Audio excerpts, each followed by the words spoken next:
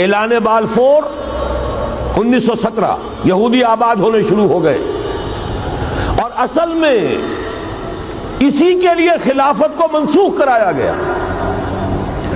سلطان عبد الحمید، اگرچہ یہ ترکی خلافت جو ہے مرد بیمار کمزور، پھر بھی وہ مسلمانوں والا جذبہ اتنا تھا، انہیں بڑی سے بڑی رشوت پیش کی گئی تھی۔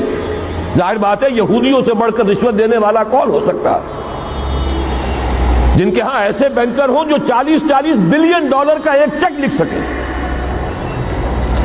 پھر یہ کہ ان پر سیاسی دباؤ بہت ڈالا گیا، انہوں نے جب تک خلافت عثمانیہ برقرار رہی یہودیوں کو فلسطین میں آباد ہونے کی اجازت نہیں دی، کہ جو معاہدہ کیا تھا حضرت عمر نے رضی اللہ تعالی عنہ، خلیفہ ثانی نے، خلیفہ راشد نے، ہم اس کے پابند ہیں۔